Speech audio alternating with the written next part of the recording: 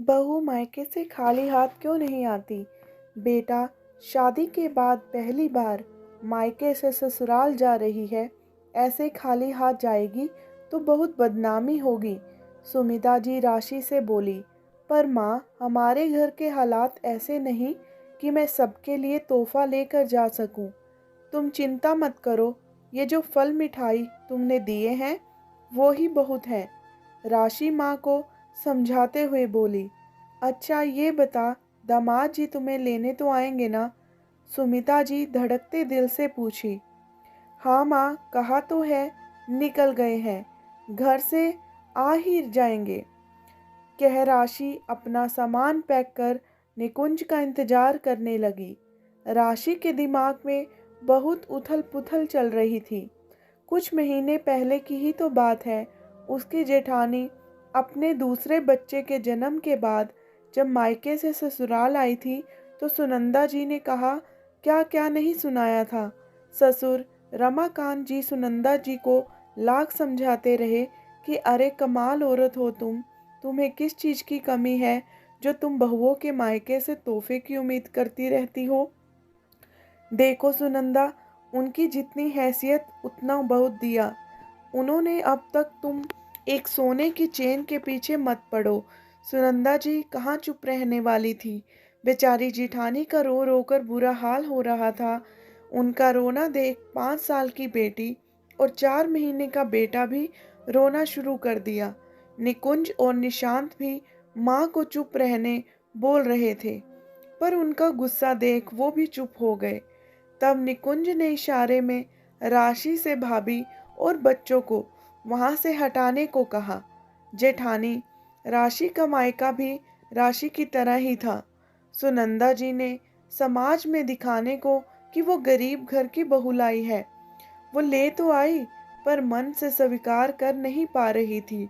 स्वाभाविक तौर पर दोनों ही परिवारों में जमीन आसमान का अंतर होगा।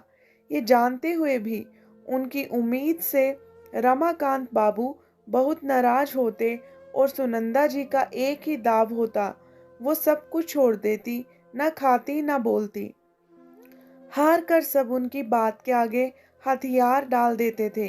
राशि के लिए ये पहला मौका था और वो खुद भी सुनंदा जी के वार से आशंकित होती थी। तभी कार के हॉर्न की आवाज़ सुनी। वो जल्दी से बाहर निकलकर घर के मुख्य गेट का दरवाज़ा खोल देती है। देखा तो कार में निकुंज के साथ रमाकांत जी भी आए हुए थे। खुद को डरते डरते संभालते हुए वो ससुर के पैर छूकर घर के अंदर आने का न्योता देती है। सुमिता जी समधी को देख आश्चर्यचकित हो गई। ऐसे अचानक उनका आना उन्हें समझ नहीं आ रहा था। निकुंज घर के अंदर आया तो साथ में बहुत से थैले लेकर भी आया। समधन जी, आपसे एक बात करनी थी, इसीलिए मैं बिन बताए आ गया। देखिए, बात सुनकर मुझे गलत मत समझिएगा। जैसे निकुंज मेरा बेटा है, वैसे ही राशि मेरी बहू है। मेरे घर में एक हिटलर रहती है जिसका डर हम सबको बहुत होता है। कहने को तो वो मेरी धर्म पत्नी है, पर मैं क्या करूं। पर जब वो सिर पर सवार हो जाती है तो फिर जल्दी उतरती नहीं। और अब बात ऐसी है कि राशि बहू पहली बार अपने आपके पास से हमारे घर जा रही है और इसकी सासू माँ को इस बात का इंतजार होगा कि बहू के मायके से तोहफे आएंगे। पर हम आपकी हालत से वाकिफ हैं और बस आपसे अनुरोध कर रहे हैं कि हम जो ये थोड़े बहुत तोहफे लाए हैं इसे देख ले और इसे राशि के सामान के साथ बांध दे। हमने आपके हिसाब से ही सब लिया है, बस इसे स्वीकार कर लें। रमाकांत जी ने कहा, पर ये सब हम कैसे ले सकते हैं समधी जी? आपने हमारे लिए सोचा यही बहुत है, हम इसे स्वीकार नहीं कर सकते। सुमिता जी ने हाथ जोड़ते हुए कहा। रमाकांत जी कुछ कहते इससे पहले निकुंज सुमिता से बोले, मम्मी जी, आप ज़्यादा कुछ मत सोचिए, हम दोनों हैं ये सब सोचने के लिए। राशि भी घर के हालात से वाकिफ ही थी, उनकी बात मान ली। तब निकुंज ने बताया, बहुत बार वो लोग भाभी की भी ऐसे ही मदद कर देते हैं परिस्थितियां देखकर, पर अब इसका हल मिल गया है। तुम चिंता मत करो, सब ठीक हो जाएगा। सुमिता जी रमाकांत जी से को हाथ जोड़कर बस इतना ही बोल पाई। राशि के पिता नहीं हैं, पर आपके रूप में उसे एक समझदार पिता मिल गए।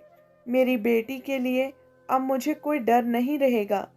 समधिन जी, आप राशि की बिल्कुल चिंता ना करें। सुनंदा की इन आदतों से हम भी परेशान हैं। बस एक बार मौका मिल जाए, उसे समझाने की कोशिश करूँगा। जब ये उसका ही निर्णय था कि उनकी बहुएं उनके हिसाब से आए, हमने मान लिया। और संजोग से दोनों बहुएं बहुत समझदार हैं। एक दिन ऐसा आएगा, सुनंदा खुद इनसे कहेगी, मायके से तोहफे लेकर आने की जरूरत नहीं है, बस जाकर जल्दी आ जाना। रमाकांत जी कुछ सोचते हुए बोले, राशि अब शांत मन से ससुराल के लिए चल दी, क्योंकि अब सासू माँ के तानों का कोई डर जो नहीं था। जी, आज ससुराल पहुंचकर सुनंदा ने जो ही राशि से तोहफे को की बात पूछी, तो पीछे से रमाकांत जी आते हुए बोले, सुनंदा, इस बार बहू पहली बार मायके से आई है। देखो, निकुंज के हाथों में तुम्हारे लिए तोहफे भी हैं। पर आज एक बात और कहना चाहता हूँ। आज के बाद हमारी बहुएं जब भी मायके जाएं, तोहफे तुम देकर भेजोगी।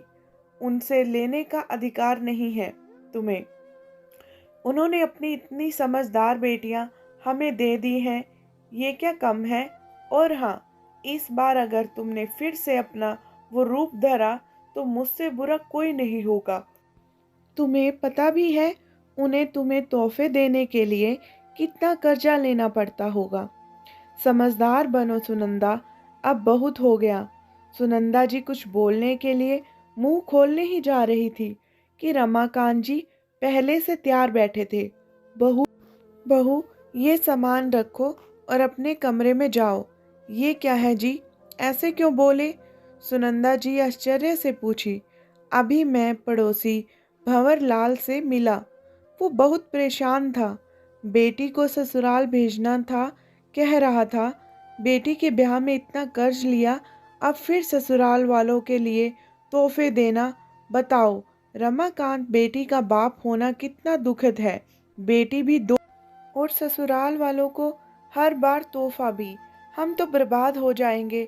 मैंने उसे समझाते हुए कहा, एक बार जमाई राजा से बात कर उसे समझाने की कोशिश कर, वो समझ जाएगा तो सब सही हो जाएगा।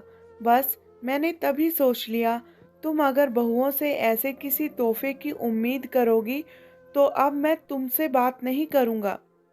अरे भाग्यशाली समझो जो सब इतना मान देती हैं, कभी पलट कर कुछ नहीं कहती। इज्जत चाहती हो तो एक बार बेटी की माँ बनकर सोचने की कोशिश करो। रमाकांत जी समझाते हुए बोले। सुनंदा जी कुछ देर खामोश रहने के बाद बोली, मुझे माफ़ कर दीजिए, मैं भी ना जाने कौन सी सास बनने की कोशिश कर रही थी। अब से बहुओं को कभी नहीं कहूँगी तोहफे लाने, बस कहूँगी जल्दी जाकर जल्दी आ जाना। रमाकांत जी पत्नी को देखकर मुस्कुरा दिए। जानते थे उनके गुस्से होने से पहले बात कह देने पर शायद वो समझ जाए। दोस्तों, आज भी लड़की जितनी बार मायके जाती है, सास को जरूर इंतजार रहता है कि वो क्या तोहफा लेकर आ रही है। मेरी नज़र में यह अनुचित व्यवहार है। और जो माता पिता अपनी बेटी अपने दिल के टुकड़े को जब सौंप देते हैं, तो उनसे किसी और तोहफे की उम्मीद कभी नहीं रखनी चाहिए। अगर आपको ये वीडियो पसंद आई हो तो प्लीज़ चैनल को सब्सक्राइब करना। धन्यवाद।